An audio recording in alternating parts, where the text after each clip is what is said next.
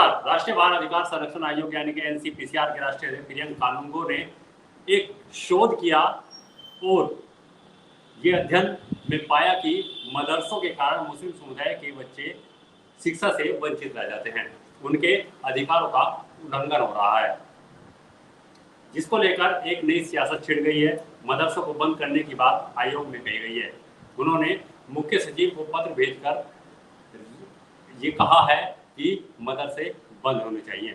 इस पर बात करने के लिए हमारे साथ मौजूद हैं आरिफ सिद्दीकी साहब, जो वो लोग हमारी चिंता ना करें जो जिनसे अपने ही घर नहीं संभाले जा रहे हैं, जिनसे अपना ही समाज नहीं संभाला जा रहा है। देखा आपने हरियाणा के फरीदाबाद के अंदर क्या हुआ, एक लड़के को मुसलमान समझ करके, गोर कशी करने वाला समझ करके उस लड़के को मार दिया। और जब उससे पूछा गया कि तुमने इसे क्यों मारा, तो उसने बताया, तो उसने कहा कि हम तो इसे गौ कशी करने वाला समझ रहे थे, हम गौ रक्षक थे। अब आप मुझे बताइए, ये लोग गौ रक्षक है या ये गांव के नाम पे गुंडागर्दी करने का काम कर रहे हैं, बताइए आप मुझे। तो ये इसी तरह से क्या ये हमारी धर्म की भी चिंता करना चाहते हैं?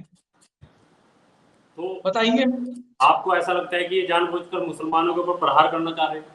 मुसलमानों के ऊपर प्रहार हो रहा है। और इसके ऊपर मुझे एक शेर याद आ रहा है, अल्लामा इकबाल, जिन्हें हिंदुस्तान के अंदर ही नहीं बल्कि पूरी दुनिया के अंदर उर्दू अदब का सबसे बड़ा पॉइंट माना जाता है, सबसे बड़ा शायर, सबसे बड़ा इंसानियत की चश्मे से देखने वाला नजरिया और सबसे बड़ी नजीर इंसानियत के नाम पर अल्लामा इकबाल, जिन्होंने ये भी कहा था कि सारे जहां से अच्छा हिंदो सिता हमारा, हम बुलबुले हैं इसकी ये गुल सिता हमारा, मजहब नहीं सिखाता आपस में बैर रखना, हिंदी है हम वतन है हिंदो सिता हमारा। अल्लामा इकबाल ने कहा है, भुला के नौगिरी, नौगिरी का मतलब होता है कि गम, और ये जितनी भी मुसलमानों को परेशानी आ रही है, भुला के नौगिरी मुल्क का मुकद्दर बन, भुला के नौगिरी मुल्क का मुकद्दर बन, बुलंदियों पर पहुंच वक्त का सिकंदर बन, बहुत लूटा है तुझे तेरे रहनुमाओं ने, भला इसी में है कि खुद अपना रहबर बन। मैं उनसे कहना चाहता हूं कि जो लोग आज हमारी रहबरी की बात कर रहे हैं, महाराष्ट्र के अंदर मुसलमानों पर जुर्म हुआ, लाठियों से पीटा गया, हर बार धर्म की भावनाओं को भड़काने का काम किया। अब महाराष्ट्र के अंदर चुनाव आ रहे हैं, तो महाराष्ट्र के मुख्यमंत्री ने मदरसों के शिक्षकों का 3% वेतन बढ़ाने का काम कर दिया, 3% उनकी सैलरी बढ़ाने का काम कर दिया। क्योंकि ये भारतीय जनता पार्टी के लोग बहुत ज्यादा शातिर है, इन्हें पता है कि महाराष्ट्र के अंदर बिना मुसलमानों के जीत नहीं सकते हैं ये लोग, इसलिए वहां पर इन लोगों ने मुस्लिम प्रेम इन लोगों का जागने का काम हो गया। तो अनिल भाई, ये हिंदुस्तान, ये जो प्रियंका कानूनगो है, राष्ट्रीय बाल अधिकार संरक्षण आयोग के जो राष्ट्रीय अध्यक्ष हैं प्रियंका कानूनगो, इन्होंने ये, इनका कहना ये है कि पिछले 9 साल से ये लोग अध्ययन कर रहे हैं और इन्होंने शोध भी किया है कि जो मदरसे में पढ़ने वाले मुस्लिम समुदाय के बच्चे हैं वो कहीं ना कहीं शिक्षा से वंचित रह जाते हैं और मेरी बात अधिकार है उनके अधिकार को छीन लिया जाता है। सुनिए मेरी बात, ये बात कहते हुए मुझे कोई गुरेज नहीं हो रहा है। चाहे आपका समाज हो, चाहे मेरा समाज हो, चाहे दलित समाज हो, देखिए पांचों उंगली एक साथ नहीं होती है, ठीक है।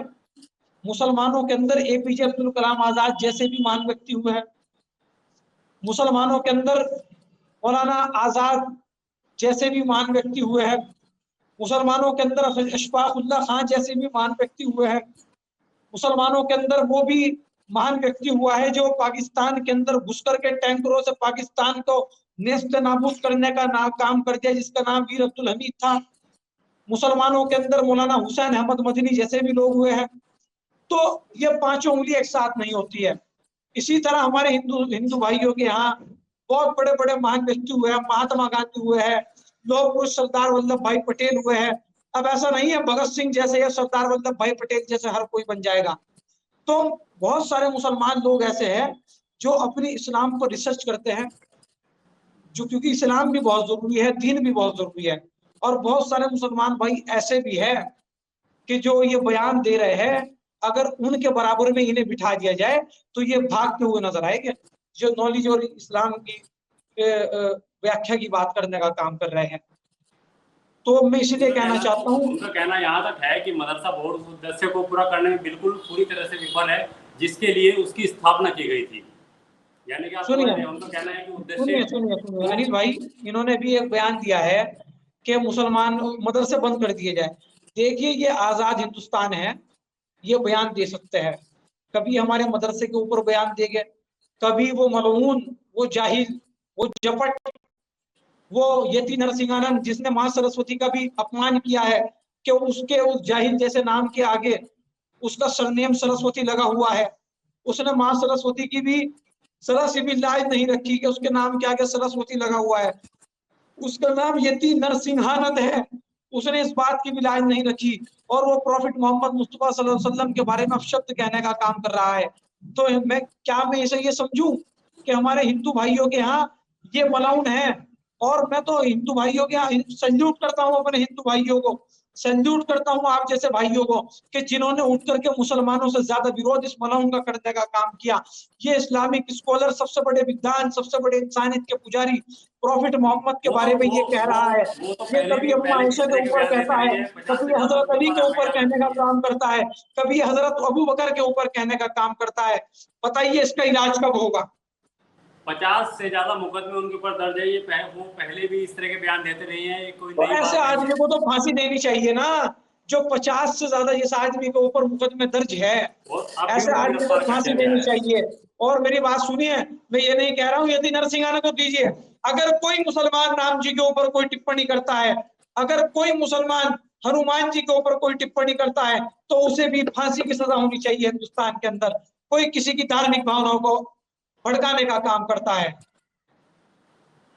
जी, वर्तमान में अगर वर्तमान की बात करें, मदरसा बोर्ड से कोई संबंध नहीं रखने वाले करीब 2.5 करोड़ से अधिक बच्चे अभी भी मदरसों में पढ़ रहे हैं। मदरसा बोर्ड केवल सरकारी धन प्राप्त कर रहे हैं, ऐसा कहना है राष्ट्रीय अध्यक्ष, जो बाल संरक्षण अधिकार आयोग के जो राष्ट्रीय अध्यक्ष हैं प्रियंका कानूनगो, उनका कहना है कि 2.5 करोड़, करीब 1.5 करोड़ बच्चे जो मदरसे में पढ़ रहे हैं, वो सिर्फ सरकारी धन प्राप्त कर रहे हैं मदरसा बोर्ड वाले।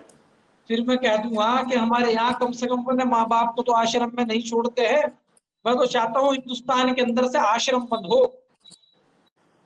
में मदरसों से पहले आश्रम बंद होने का काम हो।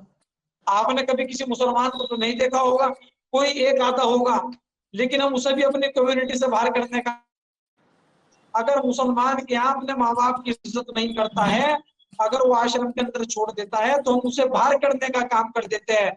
अगर इसके राष्ट्रीय अध्यक्ष अंदर मदरसों से पहले आश्रम को बंद किया जाए, जिसके अंदर बूढ़े माँ बाप को, जो बूढ़ा माँ बाप अपने बच्चों को पाल पोस करके बड़ा करता है, उन्हें तालीम देता है, उन्हें यूनिवर्सिटियों के अंदर पढ़ने के लिए भेजता है, उन्हें तालीम याफ्ता बनाने का काम करता है, उन्हें शिक्षित बनाता है। क्या इसी वजह से बनाता है कि जब वो बड़े हो जाएंगे तो बेटा और उसकी बहू जो है उसे आश्रम के अंदर छोड़ जाएंगे? कम से कम आपने मुसलमानों के अंदर तो ये नजीर नहीं देखी होगी कि मुसलमान अपने माँ बाप को आश्रम के अंदर छोड़ करके आता है। बताइए आप मुझे। तो क्या फिर मुस्लिम समुदाय के लोग इसीलिए उनको बाहर शिक्षा देने के लिए नहीं भेजते? नहीं, मुसलमानों को तालीम हासिल करनी चाहिए। हमारे यहाँ तो अल्लाह के रसूल ने कहा है कि इल्म हासिल करो, चाहे तुम्हें चीन क्यों ना जाना पड़े, यानी कि चीन इतनी दूर क्यों ना जाना पड़े। हजरत अली ने कहा है इल्म हासिल करो, माँ की गोद से कब्र तक, माँ की गोद से कब्र तक इल्म हासिल करते रहो। समझ गए? लेकिन मैं ये चाहता हूँ कि हिंदुस्तान के अंदर वो जो हमारी इल्म की परवाह कर रहे हैं, उनका बहुत बहुत शुक्रिया, बहुत बहुत शुक्रिया। लेकिन मैं ये चाहता हूँ हिंदुस्तान के अंदर सबसे पहले आश्रम को बंद किया जाए। जिन माँ बाप को बेइज्जत करके घर से बाहर निकाला जाता है, उनको इज्जत दी जाए।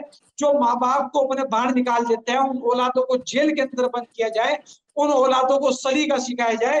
उन औलादों को अगर सलीका सिखाना है तो उन्हें प्रॉफिट मोहम्मद मुस्तफा सल्लल्लाहु अलैहि वसल्लम की तालीम को पढ़ना पड़ेगा कि अल्लाह के रसूल ने माँ बाप के बारे में कितने सख्त जुमलों का इस्तेमाल किया है, कि अगर वो माँ बाप का दिल दुखाएंगे तो उनका हशर अल्लाह ईश्वर क्या करने वाला है। आरिफ सिद्दीकी साहब, भारतीय संविधान के अनुच्छेद 45 को बाबा साहब भीमराव अम्बेडकर ने 1950 में लिखा था। उसमें भी साफ साफ इस बात का उल्लंघन है कि मुस्लिम कम्युनिटी के लोगों ने अपने ही बच्चों को पढ़ने से रोकने के लिए ऐसा काम किया है। सुनिए, ये तो भारतीय संविधान कहता है। सुनिए मेरी बात, हम संविधान का सम्मान करते हैं, हम संविधान का सम्मान करते हैं। अब उन्हें उन्हें क्या उस टाइम पर लगा होगा, क्या बात लगी होगी जो उन्होंने कहा है, लेकिन आज भी मैं तो आपको आंकड़े बता रहा हूं, जब तो संविधान भी नहीं लिखा गया था, जब ये लोग 61,000 लोगों ने देश की आजादी के लिए, मुसलमानों ने अपने सरों को फांसी के फंदे पर लटका दिया, तो आप ये बताइए ये मुसलमानों के ऊपर क्या प्रश्न चिन्ह लगाना चाहते हैं? आप ये सवाल कर करके बताइए अनिल भाई। विरोध तो आरिफ सिद्दीकी साहब इस बात का भी हुआ था जब एनसीईआरटी की बुकें लागू करने के लिए मदरसे में कहा गया, तो उस टाइम पर भी नहीं, आपने ये बात कही है ना कि मुसलमानों को बहुत सारा हमारा बड़ा तबका है जो मुसलमानों बच्चों को तालीम से रोकने का काम करता है। अगर आज मैं आपके सामने खुल करके डिबेट कर रहा हूँ, इन मुद्दों पर डिबेट कर रहा हूँ, तो कम से कम मुझ जैसे 24 साल के लड़के के अंदर ये इल्म तो होगा ना कि मैं आपसे बात कर रहा हूँ, आप मुझसे सवाल पूछ रहे हैं तो मैं आपको जवाब दे पा रहा हूँ। बताइए आप मुझे, तो कैसे मेरे बड़ों ने मुझे इस इल्म से। तो आप भी मदरसे के पढ़े हैं? मदरसे से नहीं, मैं मदरसे में भी पढ़ा हूँ। उच्च शिक्षा के लिए सुनिए बाहर सुनिए सुनिए सुनिए सुनिए, अगर आप मेरी तालीम की बात सुनेंगे तो मैं मदरसे भी पढ़ा हूँ, मैं स्कूल भी पढ़ा हूँ, मैं कॉलेज भी पढ़ा हूँ, मैं यूनिवर्सिटी में भी गया हूँ। आप मेरी नॉलेज की बात मत कीजिए।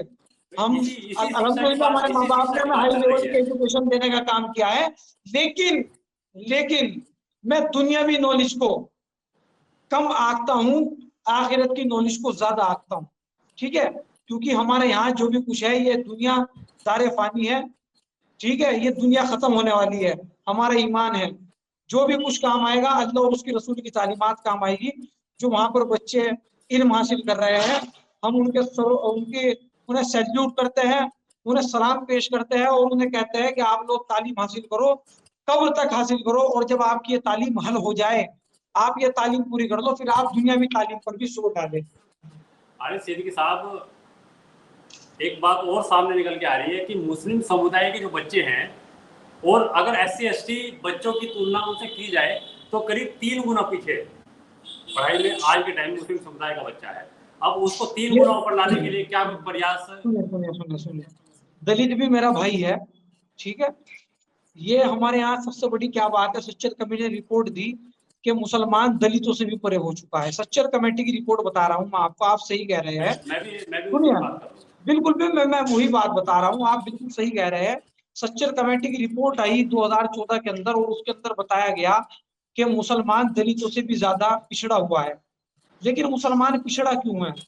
उसकी एक बहुत बड़ी वजह यह है, मुसलमान इसलिए पिछड़ चुका क्योंकि आज के दौर में मुसलमान की आवाज उठाने वाला कोई नहीं है। मुसलमान इल्म की वजह से पीछे नहीं उठा। आप देखिए मुसलमान की वोट बैंक पर हर पार्टी वो राजनीति करती है, लेकिन जब मुसलमान की उद्धार की बात आती है तो ये सभी पार्टियां पीछे हट जाती है। ये सभी पार्टियां मुंह में अपनी जो है सिलाई करा लेती है। तो इसके लिए हम मुसलमान कम्युनिटी के लोगों को एक बड़ी सोसाइटियों का, संगठनों का इजाद करना पड़ेगा, और इन पार्टियों को शक्ति प्रदर्शन करके दिखाना पड़ेगा कि मुसलमान कितना ताकतवर है। ये मुसलमानों को क्यों पिछड़ा हुआ बता रही है। देखिए अभी आरक्षण की बात आई तो मेरे दलित भाइयों ने किस तरह से हिंदुस्तान को भारत बंद करने का काम कर दिया। यादवों के ऊपर कोई बात आती है तो यादव हिंदुस्तान को बंद करने का काम कर देते हैं, लेकिन अगर मुसलमान के प्रॉफिट सल्लल्लाहु अलैहि वसल्लम के ऊपर ही बात आती है तो मुसलमानों को तो जेल के अंदर डाल दिया जाता है, मुसलमानों को तो मारा जाता है, मुसलमानों के ऊपर तो मुकदमे लगाए जाते हैं। तो मुसलमान कमजोर इसलिए है, मुसलमान इसलिए पिछड़ा हुआ है क्योंकि मुसलमान एक तो अपना रहनुमा नहीं तलाश कर पा रहा है, और जिन लोगों को मुसलमान रहनुमा समझता है, जिन पार्टियों को मुसलमान रहनुमा समझता है, वो पार्टी मुसलमानों की खुल करके आवाज नहीं उठा पा रही है। एक बड़ा कारण ये भी है, आप मुकदमे की बात कर रहे हैं, मुकदमे अभी अगर यदि नंद की बात करें तो उन्होंने एक विवादित बयान दिया, उसके बाद आपने देखा होगा गाजियाबाद हो, सहारनपुर हो, मेरठ हो, बुलंदशहर हो, तमाम जगह दंगे हुए। देखिए सुनिए, यहाँ मुझे सहारनपुर दंगे की बात पता है। मुझे जहां तक पता चला है, जहां तक लोगों ने बताया है और आप जैसे पत्रकार लोगों ने बताया है, वो ये पता चला है कि ये लोग अपना ज्ञापन दे करके जा रहे थे, और जब कोई पीसफुल ज्ञापन देता है तो उसके अंदर कुछ गुंडे तत्व आ ही जाते हैं। तो कुछ गुंडे तत्व लोगों ने प्रहार किया है, उसके अंदर पत्थरबाजी की है, जिसके अंदर कुछ नाजायज लोगों को फंसाया जा रहा है, क्योंकि हजारों की वीडियोग्राफी के संख्या, अंदर तो हजारों की संख्या थी। सुनिए, वीडियोग्राफी के अंदर तो और भी लोग आ सकते हैं अनिल भाई, आप भी आ सकते हैं, मैं भी आ सकता हूँ। मैं परसों ज्ञापन देने के लिए जा रहा था, तो हमारे दोस्तों के अंदर बात हुई कि भाई ज्ञापन देने चले। मैंने कहा भाई 5-6 बंदे चलते हैं, तो लोगों ने कहा कि नहीं भाई ज्यादा से ज्यादा बंदे चलेंगे, हमारा शक्ति प्रदर्शन है, अल्लाह के रसूल की बात पर, नाम पर बात है, तो फिर इसमें ज्यादा से ज्यादा बंदे चलेंगे उनकी इज्जत और नामूस के लिए। लेकिन फिर मेरे दिमाग में एक बात है, अगर मेरे ही ज्ञापन के अंदर कोई शरारती तत्व घुस जाए, तो ये बताइए आप मुझे, तो इसके अंदर क्या होगा? इसके अंदर तो सारे मेरे पे केस आ जाएंगे, मेरे पे एनएस चला। ये नगर करसिंगानंद पे यूपी सरकार ने एनएस से लगाया नहीं लगाया, लेकिन मेरे पे जरूर लग जाता। ठीक है, मेरे पे जरूर लग जाता है एनएस से, एक प्रोटेस्ट की वजह से। दूसरी बात, मैं अपने मुसलमान भाइयों से भी कहना चाहता हूँ, देखिए दरोगा की कोई हैसियत नहीं होती है। जब इतना बड़ा मामला होता है तो दरोगा की कोई हैसियत नहीं होती है। ये हमारे मुसलमान भाई बेचारे सीधे साधे भोले भाले लोग हैं कि ये एक चौकी के अंदर ज्ञापन देने जा रहे हैं। इन्हें ज्ञापन देना था तो कम से कम डीएम साहब के यहाँ देते, कप्तान साहब के यहाँ देते ये लोग ज्ञापन, सिटी मजिस्ट्रेट साहब को देते, एसपी सिटी को देते, ये सीओ साहब को देते। इन्होंने ज्ञापन दिया तो किसे दिया? दरोगा जी को, एक चौकी के अंदर। तो दरोगा जी को ज्ञापन देना है, क्या मतलब था भाई आप लोगों का? एक चौकी के अंदर, वो भी इतना बड़ा मसला हो गया, कम से कम आप लोग डीएम के यहाँ, एसएसपी के यहाँ, कम से कम वहां तक तो आप लोग ज्ञापन देते। आप लोग क्यों दरोगा जी के यहाँ ज्ञापन देने जा रहे हैं चौकी पर? और तुम्हें तो सारा पता है, छोटा मोटा मामला हो दरोगा जी तो हड़का देते हैं 2 मिनट में भाई, आपको सारा तो पता है। आरिफ साहब, अपने पुराने मुद्दे पे आते हैं। आजादी के बाद से अब तक 5 शिक्षा मंत्री मुस्लिम समुदाय से रहे हैं, जिसमें भारत के पहले शिक्षा मंत्री मौलाना आजाद भी शामिल थे, जो एक इस्लामिक धार्मिक नेता भी थे। इन्होंने भी 1950 में कहा था कि बच्चों को स्कूली तालीम देने की जरूरत नहीं है, मदरसे की तालीम काफी है। देखिए अनिल भाई, सबके विचार अलग अलग होते हैं। मैंने अभी आपको बताया 5 उंगलियां एक साथ नहीं होती है, सबके विचार अलग अलग होते हैं। देखिए मेरा विचार अलग है। अब आप ये बताइए, आप मुसलमान की अगर बात छेड़ रहे हैं, तो राहुल गांधी जी भी हिंदू है और नरेंद्र मोदी जी भी हिंदू है, ठीक है। लेकिन नरेंद्र मोदी जी जमीन है और राहुल गांधी जी आसमान है, ठीक है। राहुल गांधी जी की जितनी बातें हैं वो उच्च स्तरीय बातें हैं, क्योंकि वो बंदा एमफिल का रखा है, उस बंदे ने ऑक्सफोर्ड यूनिवर्सिटी से वो पढ़ के आया है, तो उसकी बातें भी इल्म वाला और नॉलेज वाला बंदा समझ सकता है। और मोदी जी की बातें तो देखो सारे समझ ही रहे हैं। तो आप भी समझिए बात को कि सबके विचारों के अंदर अलग अलग भाव होता है। मेरे विचार ये है कि हमारा बच्चा दुनियावी तालीम भी हासिल करे और हमारा बच्चा दीनी तालीम भी हासिल करे। अब मुझे इजाजत दीजिए आप। एक आखिरी सवाल जी आरिफ साहब आपसे, कि मदरसे में अच्छी शिक्षा के लिए क्या करें? देखिए, मदरसे में अच्छी शिक्षा के लिए सबसे पहले मैं आपको बताता हूँ, मैंने बहुत सारे मदरसे वालों से मेरी बात हुई है। एक तो मदरसे की ड्रेस कुर्ता और शेरवानी होनी चाहिए, जो बच्चा दूर से ही लगे कि हाँ कि कोई बच्चा आ रहा है। शेरवानी, और उसके सिर पे होनी चाहिए टोपी जवाहरलाल नेहरू वाली, ठीक है। और मदरसे के बच्चे को कुरान शरीफ की जब उसकी तालीम पूरी हो जाए, तो उसके बाद उन बच्चों को हमें दीनी तालीम भी देने के लिए जोर डालना चाहिए। और हमारे सारे मदरसे के लोगों को इस पर सरकार से विचार करना चाहिए, ठीक है। और जैसा भी हमारा उलमा इकराम को लगता है, वो इस प्रकार से इसके अंदर कमेटी गठित कर करके फैसला ले।